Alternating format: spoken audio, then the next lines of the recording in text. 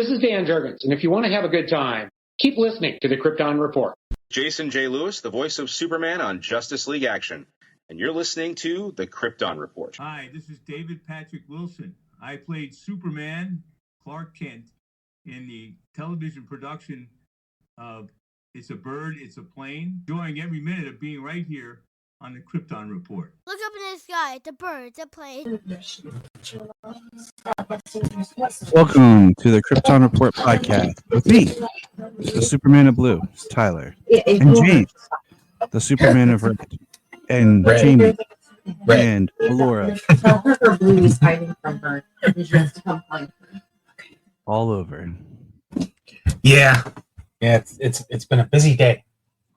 It has It's been been. a busy weekend. Mm-hmm. You said it. Yeah, it's been a busy weekend. Well, let's get into some things here. Do. All right. Got a few newsworthy and noteworthy Oh, where is she? items. Yeah. Let's bring it up here. Do. How's everybody doing out there? You guys doing okay? You know, James is doing okay. Yeah, I'm doing okay. Got a tooth pulled last week, so that was lovely. Still dealing with some pain and stuff from that. Still, Always yeah. But got some stuff done outside yesterday and today. Got some vines taken down and cut into burnable lengths and stuff. So lots of progress. So Awesome. nice. Yeah. Didn't do as much inside the house, but it was a beautiful weekend. It was last I heard it was supposed to rain, but I think it rained overnight into Saturday, and then that was it. Stop. Nothing else for the rest of the weekend. Oh, you got it? All right. Yeah. Go back there. All right. So I went shopping the other day at like this local store, and I found these 4 loose figures. Thought I would share. It's a Superboy, Steel, a Doomsday, and then this Superman here. And what's weird is the Superman here is like, it looks like the Superman Returns S was painted on it, but the figure doesn't look like a Superman Returns figure. Oh, Weird. no, absolutely not. Does not look like a Superman Returns figure, but those are some awesome figures. I like that. I like those 3, the Steel, Doomsday, and Superboy. Right. I want to go back. You'll have to and send get me 'em. individuals. Yeah, I took the shot holding. I was like trying to hurry, but so Easter just recently passed. Not that long ago. But here are some shots of the shirts that the kids got for Easter. Some of the new Superman merchandise shirts here coming up.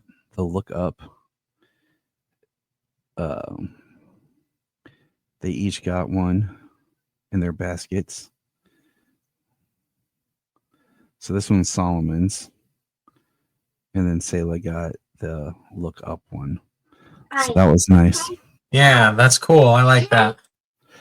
It's like merchandise is slowly starting to sprinkle places. But I'm still waiting for just the giant drop of merch. But they've started putting merch online. Like, okay. So like here's the cover I was looking for last time of the Welcome to Metropolis officially novel inspired by the film. The prequel, like junior novel that I pre-ordered here. So there's the cover of it. And I think that'll be cool because I'm going to get Solomon to read it. And I'm going to have Solomon read it and I'll read it. And I want to do like a book review. So that'll be part of an episode in the future. Cool. That sounds awesome. This is something like that could be neat. It's a step 3 book, but they might, Sayla's kind of out of those. I mean, she can still read it, but that was kind of neat too. Oh no, I gotta get that for Jamie and Laura coming up. Exactly. So, and then there's this. I pre-ordered this just because the official activity book with over 50 stickers and posters. Yeah. Tyler got to get his Superman stickers. Heck yeah, I got a whole bunch of Superman stickers I ordered, but I need these Superman stickers. No, that's awesome. If I see one, I'd pick it up. I have to look for it though. It's yeah, and then like here's like it pulled like this. Like this character intrigues me. Because some people are saying now, what if it's Parasite? So I'm just like, okay, I don't want to know, but like these are on sale now on Amazon. So are some boxers that the model is they definitely were showing something up with that model. But yeah, these pants are on sale. I used to have some of these blue like with the symbol all over it of just the classic symbol. Right. So, but I might get Oh, another dude. pair. Yeah, I'd sport those. I like the blue ones better, the lighter blue one, not the darker one. So you get these right here, and I'll get these right here. Yeah, there we go. Don't need to That way be when all crazies. when you come to visit, we'll just hang out in our PJs. I don't know if we saw this. This is like some plushies that are coming. I like the Superman, but I definitely want to get the Crypto. Just Sailor likes collecting plushies. Yeah, So, Alora loves plushies. She would love to have a Superman and a Crypto plushie. now this is interesting. Okay, so this is the '90s flashback official coloring book from DC. I'm just kind of like the mullet. Like, I mean, look at the cover right here. Is Clark with the long hair. Like, I really want to see. I want to see this book. Like, well, I don't know if I would buy it, but I want to see it. No, I'd color it. I would absolutely get some colored pencils and color the hell out of that thing. I love coloring. I have some of those comic book like adult coloring books because a lot of them, man, they put in at Ollie's, and I They found do. Yeah, they do. I found Batgirl, Wonder Woman, at Ollie's on those. So if you have an Ollie's, check it out. Speaking of merchant, okay, so I have not seen any of these in store, and going to our local Walmart because there's not a Target for like 40 minutes away from me. A while back, I got an email to watch like a rough cartoon from WB that they were working on, and it was what these toys are. But I found these on Amazon, and I've yet to see these in store. They're the Metal Force, and here's like a Brainiac Lex, the small Batman. It's Brainiac and Batman. Then here's the large Batman. It's like the Hellbat suit, but they wouldn't call it that. And then here's the Metal Force Superman. And I don't know if like they just decided not to do the cartoon because I think it was going to be like one of those like cartoons that come directly on like YouTube or something like that on the DC Kids YouTube or something. But I've never seen any of these in store, and I haven't seen any DC toys much in store at all. Like I haven't found any McFarlane's at Walmart in a while. They have a few Batman things, but it's like they're pulling like I don't even see the Spin Master Batman stuff as much. I don't know. It disturbs me. Wow, that sounds terrible. And like I said, I haven't been to Target, but I want to get to Target. But Yeah, here's some. I haven't been to a Target and a Walmart in a few months, so I haven't seen any, and they don't really have too many at like Myers. Dude, I love Myers. I wish like we have one. They just don't. They just don't really have like McFarlane's there. You know, they just don't, Yep. and that's kind of sad. But Yeah, I don't want ordering everything online. Okay, and they close like there used to be 2 GameStops. Like depending on which direction I went, like they're both like 10 minutes away. They closed one of them, which sucks. Because they would both carry different stuff. So like they'd have a different selection at each one. But here is a art image of the Look Up, which I like. yeah, Here, Superman and Crypto.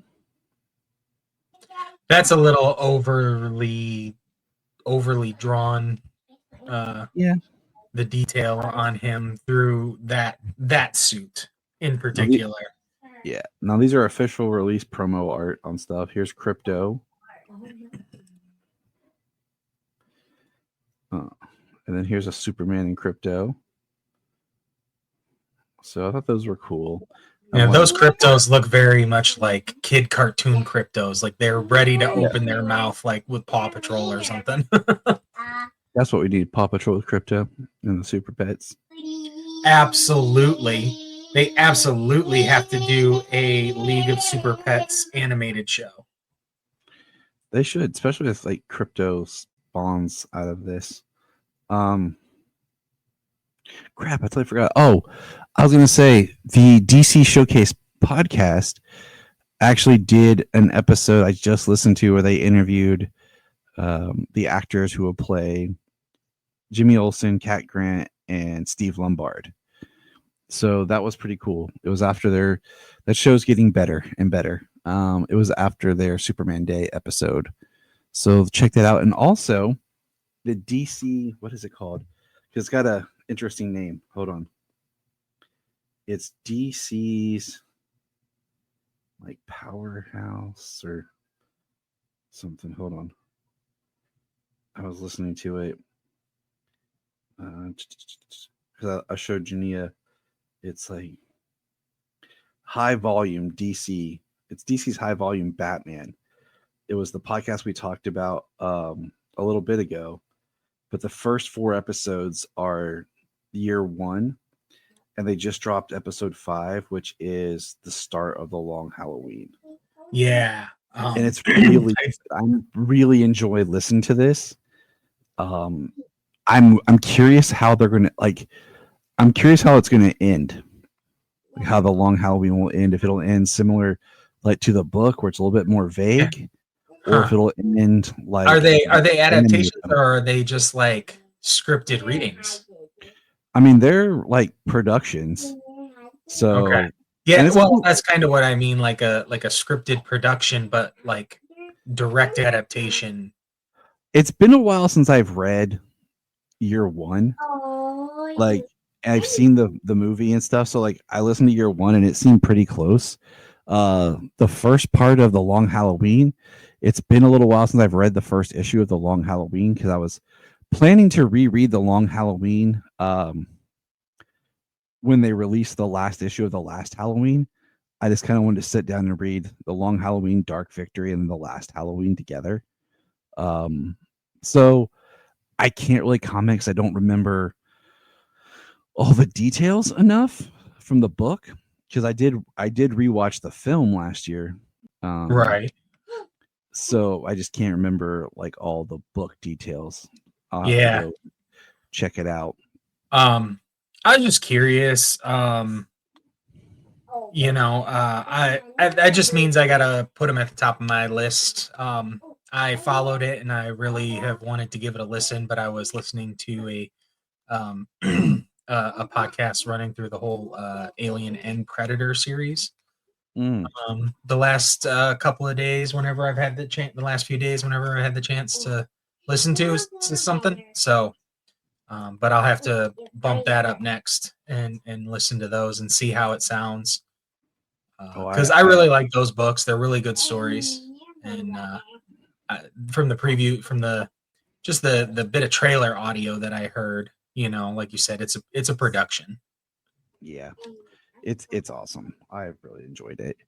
And then the last few things here are more movie related. Like this was I forgot to share this on Superman Day. Here's a shot of the whole cast and crew, just not crew, but the cast wearing Superman t-shirts.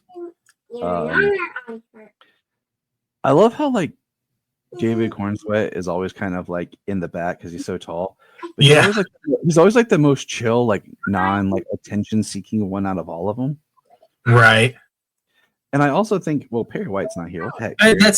That's very much how Henry Cavill was too. Just like unassuming, and just very nice, quiet, very nice. I just find it interesting, like so many of these characters we haven't even seen in the trailer or anything yet. So it's just interesting. But that's a cool photo. And of course James Gunn's there. Like he makes sure that he's prominent, Absolutely. I mean, he's the head, you know, he's the face now, especially launching it off with Superman. Mm-hmm. The way he is, I mean, Come on. he's gotta do it. You know what I mean? He's gotta be He, right front and center. he put himself in Harley Quinn and then put himself like in the credits of Creature Commandos. So come on. Yeah. This is interesting. So a federal judge on the Thursday dismissed Superman co-creators' estate and their bid to reclaim the foreign copyright, blocking the new film, citing lack of jurisdiction. Superman will release in Canada, the UK, Ireland, and Australia without issues. So, yay. It'll get a wider release. That's to our friends in the UK, Ireland, and Australia, which is crazy. I know Canada, UK, Ireland, and Australia. Those seem to be pretty big, like pretty decent markets. I mean, it's I'm just thinking like China, but that's a pretty decent chunk. That's a pretty large market. Well, I'm just saying like we have, the aspiring Kryptonian and Luke Bug in the UK. Absolutely. We have the all-star super fans, Rob from Ireland, who we just podcast with Rob a little bit ago. Right. And then Australia, we have Nate and we have Connor. It's like, guys, we're so relieved now. Yep, from the Superman animated and Last Sons of Krypton. Yeah. LSK. And then look at this. Japan has already started selling tickets. Awesome. So I'm like, okay. I figure we'll probably get another trailer like here in May. For sure. We'll get a trailer here in May that'll be like tickets now on sale. And then so now we're going to jump to a different film that's, attached, but a little bit better look at the Supergirl symbol. I like that it's the same design of the symbol, but the color is a little different. Because I just feel like the Supergirl set. Oh, really? Oh, that looks like the back of a chair or something. Maybe, it is. It's from the back of her chair. Nice. So that's the symbol that we're seeing. That is kind of cool. It is the way it looks. It's got the Melissa Benoist blue background with the red S on it and the yellow outline, but it's got the current symbol. Which, I think that's how it should be. Like, it should be the same basic symbol with a little bit of difference. Because, I mean, like, when you see the Superman symbol, technically it is the Supergirl symbol, too. But, like, here, man, it's not as big as I hoped. That's what she said. I liked the way that they did this on Supergirl on the show. Like, the way they did the symbol with the gold trim. It's had the blue just there. Because it gave her a little bit of her own symbol and not just being the exact same. Because, you always see stuff and it's like, oh, it's Supergirl. They put it in pink, but Supergirl never wore pink. So it's like when you wear the Superman symbol, you're also wearing the Supergirl symbol because it's the family. But I like having a little bit of a difference. Like, kind of like how and I always liked how they really did Melissa's over the years. Yes. It's like how they did a little bit of the difference on the Sasha Kaye Supergirl symbol, even though it was very similar to Cavill's. Yeah. Just it had a little bit difference to it. So I thought that was cool just to kind of say, oh, this is her. So we have that. And then this was posted. Our Zor-El here. I like to think of him more as Bernard. He's always my Bernard here. Mr. Universe, get it right. No, Bernard's cool too. He officially wrapped his filming. So, and my thing is, this is our Zor-El. So who do they cast as Jor-El to look like his brother? Like, I want to see those two interact. So he has wrapped his filming. He posted online.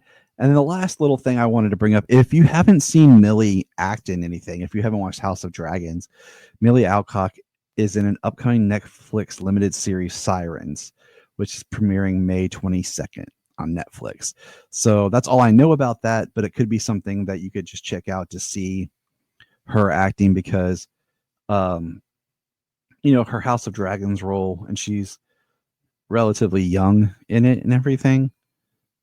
just because of how long it takes for all that to process and go through. So that would be something to just kind of get a sense of their acting, you know. But that's all the news and little things I've been able to pull together from here and there. But let's get into it's good. It's a good time to be a DC fan. it is. You know, we just had Harley Quinn wrap up not too long ago. We're getting a bunch of news, different things, and we are under 3 months away.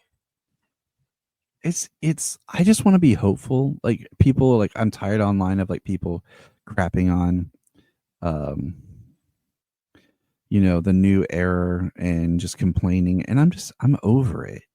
I'm just really want to be excited and enjoy and embrace, like at least it feels like Gunn is, if Man of Steel, okay, let's just look at Man of Steel real quick in a vacuum, was like trying to do to Superman what had been done in Batman Begins. Basically, that's what it was. Yeah, it was almost like Superman Begins, yeah. And it was getting that type of treatment. You know, it's now we're leaning back into the comics a little harder and trying to bring more of that to life. And I mean, if we think about, okay, even doing the math of 2017 to 2025, okay, just doing that math is how many years, James? Put you on the spot. 2017? Yep. To 2025? That's Yep. 8. Okay. See, 8 years, right? Now I want you to do another little math equation for me of 1997 to 2005. 8. 8 years. Okay. So here we go. 2017 is the last time we saw Superman on the big screen officially. Like, yes, he had the little part in Black Adam, but not everybody stayed, you know, for the post-credit scene. Not everyone saw Black Adam, but just proper Superman on the big screen. Okay. Mm-hmm. We're not counting the Snyder cut because that was released on HBO Max. We're talking to general audiences. The last movie that Superman was in 2017. That would be 8 years ago. 1997 was Batman and Robin. 2005 was Batman Begins. Nice. And that's an 8-year difference. So think about that for a second. Okay. Also think about this, 2008 to 2016. What's that, James? 8 years. And that's between Ledger and Leto of a Joker on screen.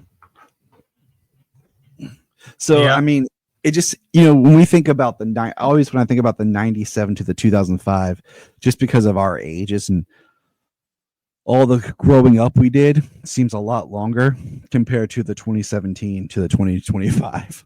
Right. You know, even though I look at my daughter and that's, you know, she was born in 2017 and where she is now. So, I mean, that's just something to think about, like, that this is a new Superman. This is a new era. This is a new birth. And for some people, it might seem like, oh, it hasn't been that long. But for some people, yeah, it's been long enough to bring in this new time. Yeah. It honestly, I mean, it has. And, you know, we always talk about being hopeful and moving forward.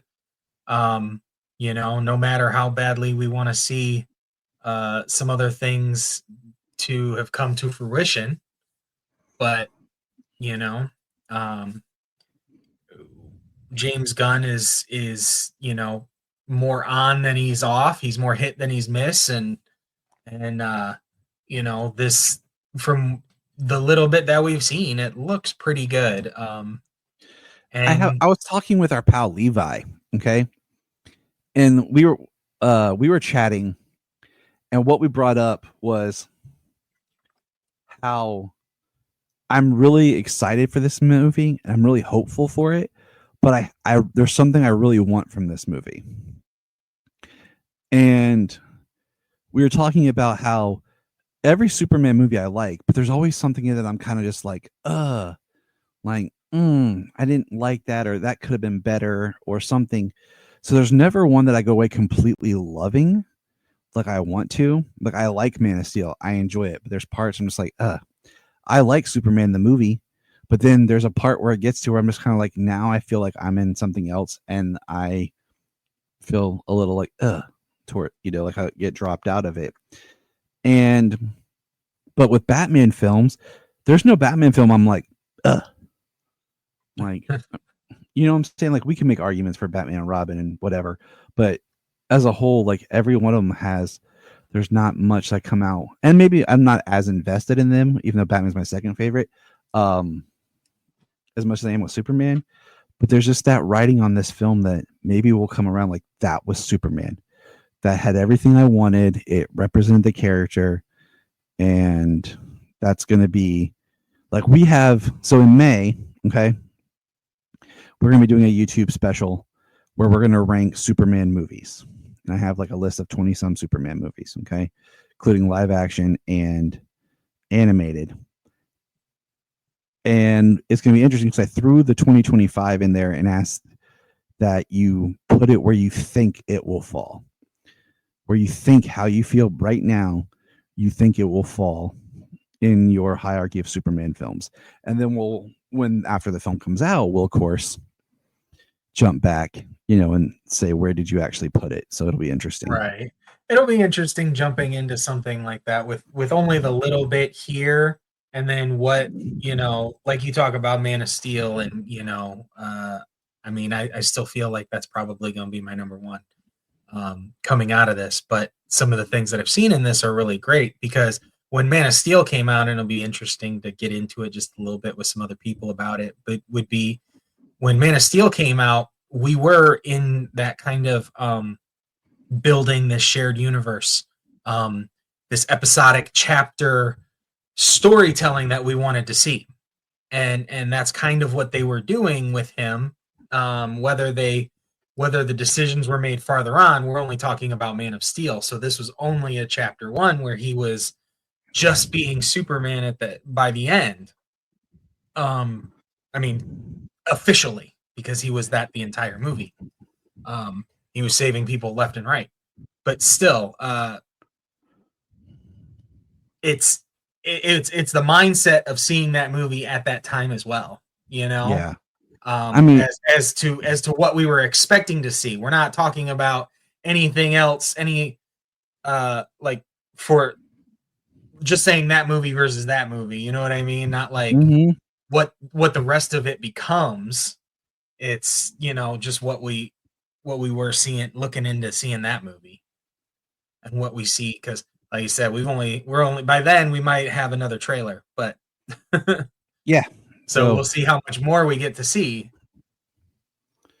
And and we'll get there. We'll talk more on that Man of Steel when we get there next month. Oh yeah, I just wanted to get my toe. He's like, I just want to say what I have to say. Let me say my piece, Tyler. But let's talk some Superboy. It's that time for some Superboy. We are diving into season 3. With the Bureau. The Adventures of Superboy. The Adventures of Superboy. How are you feeling so far? It definitely looks like a show that is the adventures of such and such character. It looks and feels that way. The Bureau, we had an interesting few episodes. I got to watch the next 3. And yeah, it's, I'm enjoying it, honestly. It when I was first watching into season 2, I wasn't like as invested. I couldn't it wasn't catching my interest as much. And then we did season 1 and that was pretty good. By the time we got to the end of season 2, I was there. I was feeling it. I was watching it. Then watched season 1. It's just kind of the way we went about it. But There's a you know, whole getting- explanation. Go back to our past episodes of why it went out of order. Yeah. And then no, season 3, it just, like I said, it feels like that. I swear, it just feels like something I'd be watching on an early Saturday afternoon, on the weekend, a syndicated TV show. Yeah. Oh no, I completely understand. The last 3 episodes, though, the last 3 episodes that we watched here, the first one was kind of but there Yeah, was some okay. really funny bits about that one that I Hold love, that I hold want to get into, and then All right, the next one was a 2-parter, and that was really fun too. So season 3, episode 4, titled Nelia, a superhuman woman arrives from an alien world in search of a husband, causing destruction in her wake. To stop her, Superboy must pass her romantic test, all while teaching her the true meaning of love. Maxima was around before then, wasn't she? Yes. I was like, and I wanted to see if there was anything in this that really was why they did not do Maxima. You know, why they had to create this character. I don't know if was it because they didn't have the rights, but they had the rights to do like, but you know what I'm saying? It's like, how do you not have the rights to Maxima but have the rights to And Maxima was created in 1986. Yeah, I know, because I recently read for Electric Mullet when she appeared. There you go. Why are you not, using her? But let's see here. Just any fun. But yeah, talk about this episode. You were talking about you had some fun things to say. Oh, the actress playing Neela, not like okay. That outfit and that hair was something, man. Yeah. Oh man. That freaking bleach blonde wig that she wore. Mm-hmm. It was nuts. And honestly, the way the way the suit was, the front of it almost looked like a stone piece, or like a damaged armor piece, but it was like cut in with abs and stuff, and then just all leather. And then I thought she killed that guy. The first guy, she threw him off like a 3rd story fire escape. Can we just like touch on how we talked about this when we did Supergirl the movie? How every time like a female that of some degree of attraction shows up on Earth, like the first men she meets are like bottom of the barrel, like drunk, toxic, masculine, pervert men. Yeah. That's Like, what he was. I mean, he got everything he deserved, but yeah, it's just like that's always the first one, and it just shows like it's just like, is that what all dudes are supposed to be? Like, ta-da! Like, this is what dudes are. I mean, that's not something I'm aware of, but that is something. Yeah, I know. Like that's not something that I ever would Exactly. act like towards somebody. But Exactly. I mean, from everything that we hear, I think that is a widely at least worried about and possible occurrence in everyday life. So, which is really sad. And Yes. be freaking better. Like that's our message. It's not really that goddamn hard. Like, seriously. Yeah. That's our message to men. Yeah, be better. Now, when she like looks like herself with her natural like brown hair, it's a very stark difference look. But when she like is in disguise as like a Yeah. normal person. I mean, when I first saw that wig, I was like, well, that is a hell of a wig. And then she did change herself and dress down and her wig came off. And I was like, okay, like like that was hardcore a wig. I was like, she looks good with her natural hair like that. I mean, I don't know if it's her natural hair color, but pretty, but she looked good like that. I was like, What about her and Superboy like battling like the Neanderthal?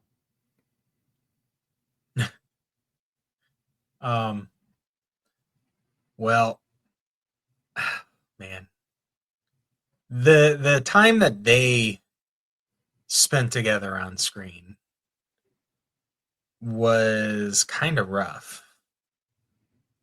I don't expect them to have chemistry. That's not what that's about. But just the way that he, I don't know. It looked very contentious. I guess that's the way. But it just was like, it looks like she returns in difficult. another episode in the future, so we'll get her back. Oh, okay.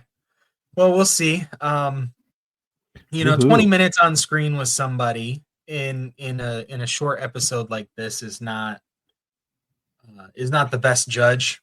The best thing to judge. Because I just saw something and I was like, I don't remember that in the episode, and I was doing a little bit of digging. I was like, she returns. Okay. Interesting. So I would be interested in seeing how she plays it again. After leaving Earth with a little bit of a less a toned down, that people who aren't her and Superboy aren't like these incredibly superior beings, that everybody has their worth. Yeah. It is true. All right. And then so like the big climactic part was she pushes Lana off a building, or she has Lana, and Lana's basically jumps off herself. It was like a sacrifice. Yeah, I was gonna say Lana jumped off. Yeah.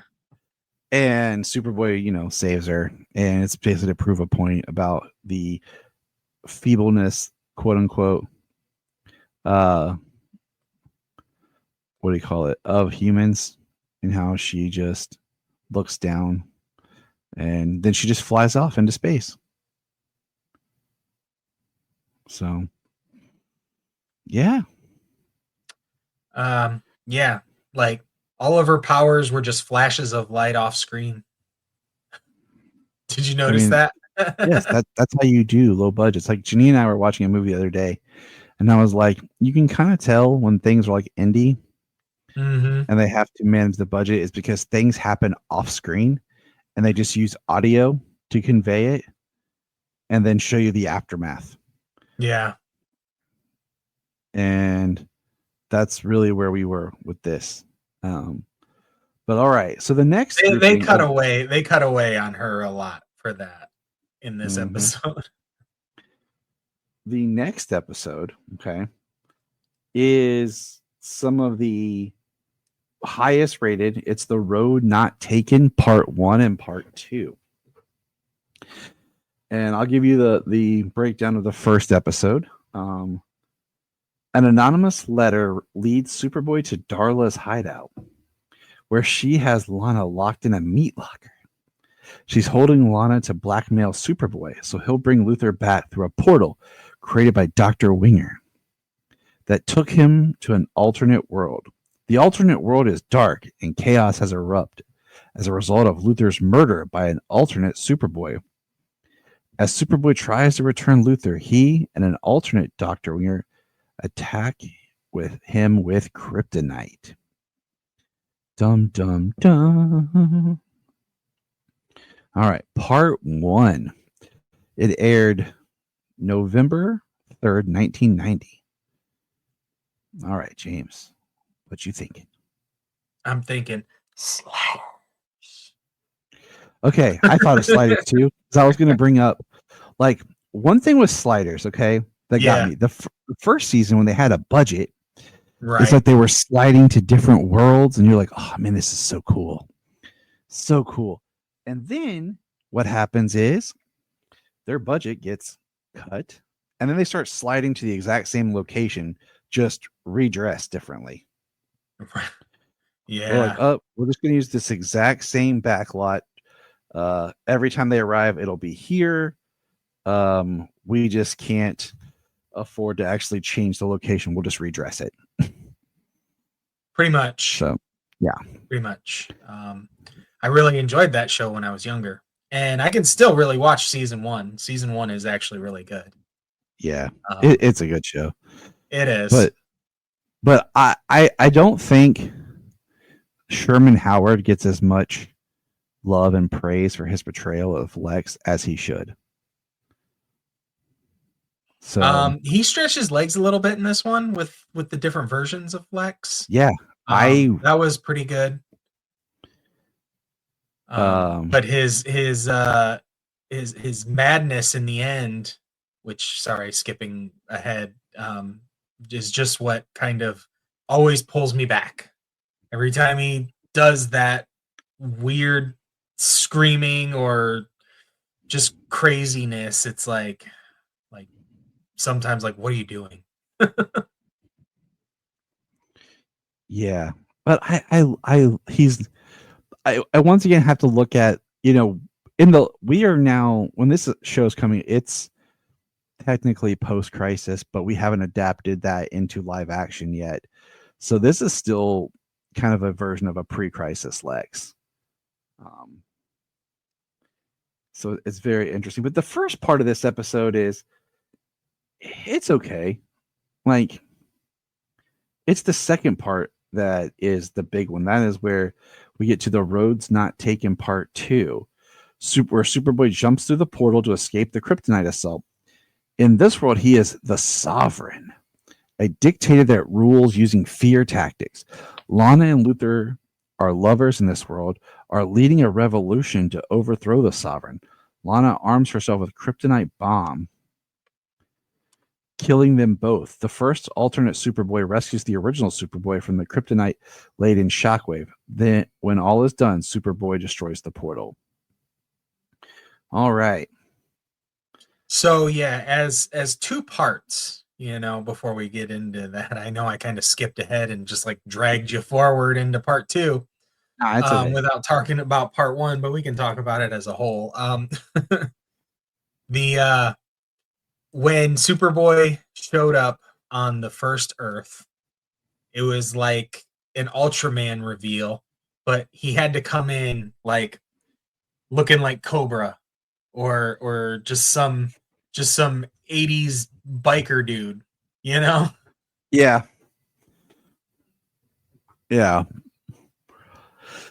What's interesting is I almost wish that this was just the only Earth they went to, and the 2 parts were this story, because I really feel like the Sovereign here is where the story is. Yeah. Seeing, like, I don't really feel like there's much we get from the other side, and I really feel like we should have stayed with this a lot more and just really let this play out longer to see more of this good-natured Lex. Because when this good-natured Lex, sadly at the end when he dies, he's in Superboy's arms and he's like, are there other Lex Luthors out there? Are they good? And Superboy pretty much lies and says, yeah. I mean, it could be a lie. It couldn't be, because he's not been to every place out there, and that's kind of a loophole. Right. But I kind of would have liked to have gotten to know this Lana and this Lex more, and actually seen more of the Sovereign, more of what he's doing to people. Gotcha. Yeah. Well, I mean, as you did put it before, the budget of the show being a lot of stuff being off screen and things like that, it's really just, it can only be a presence, the things that he could potentially be doing to oppress the people and stuff Mhm. like that. It's mostly like an omnipresence kind of thing. With this 2-part episode, though, it is interesting how, and they didn't really lean into it that much, but how on the 2 different Earths that he travels to, uh, he he's bad on those Earths, or there's versions of him that are evil on those Earths. The first one killed Lex Luthor on that world, Mhm. and like there was a lot of things wrong. There was a lot of homelessness. Lana was homeless. Um, Lex was he doing? Running for president or something? And you brought this up. And What does this story predate? part 2, the Sovereign, it really is reminiscent of like a Red Sun. And yes, it is. And Red Like Sun. like a dictator, authoritarian Superman.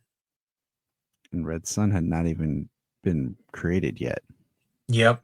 And that was how that one worked in the Sovereign. He was very much an authoritarian dictator over everyone. It had a Smallville Clark Luthor vibe to it, you know. Mhm. Somebody else who found him when he crashed on Earth. So those were 2 kind of cool things that I kind of pulled out of this just from over the years, kind of similarities. Now I am going to pull out something that somebody put that I thought was interesting. Because I had not thought of this, because I just really wasn't thinking of just like the continuity. Okay. All right. And this is what the person put was basically the Lex Luthor that we meet, okay, on these other Earths are Sherman Howard. But basically, based on continuity, Sherman Howard is Scott Wells with plastic surgery to look like Warren Eckworth, and then had his vocal cords damaged. So the alternate Lexes should have been Scott Wells. Oh, yeah. And I'm like, yes, that is true. But I bet nobody would have thought of that and even cared. You know what I'm saying? Like, Yep. But I thought that was funny. It's not like just drawing the same person, you know. Yeah. Like, when you talk about the multiverse.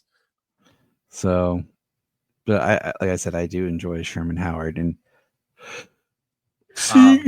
and we only got to see him as the good one, you know. I mean, we saw him as the prime Superboy Lex Luthor, and he was the one who was replaced the one that was murdered on the biker Superboy world, and then the Sovereign world, he was a good guy. And he did a good job on that one. I did really like him on that one. And you know, the way that he did, he was trying to take down Superboy, trying to take down the Sovereign, and then they talked about the other Earths theories and how Lana came in and said that he could have killed me, that it's not Sovereign, and he let me go. Like I said, I just wish that the Sovereign had been the 2 arcs or something more. I just thought there was more. I do feel I think the thing that I kind of trailed off on my point was just the fact that he goes to 2 Earths and both of them are evil, you know, and that's something that they didn't really like do anything with, except both of them are like evil versions of Superboy, and it's a easy to see how he could easily go down a dark path with his powers and with in the wrong environment. Mm-hmm. It's definitely a good, point counterpoint. That means we see pretty much an evil version of every Superman. That's pretty much.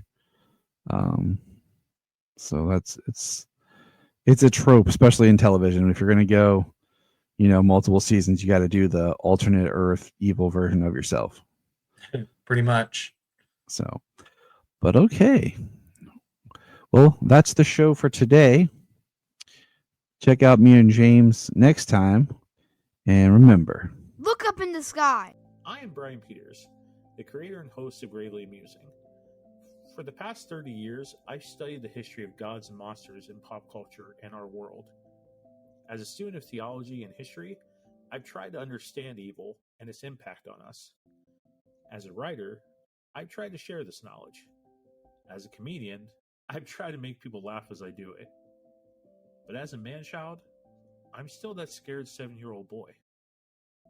Join me as I share the history of horror and sci-fi, discuss classic and modern pop culture, and share a creepy story or two.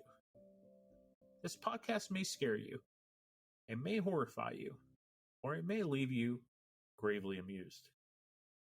Listen to Gravely Amusing on Apple Podcasts, Spotify, iHeartRadio, and wherever podcasts are found. Follow us on Twitter at gravely_amusing or on TikTok at gravely amusing.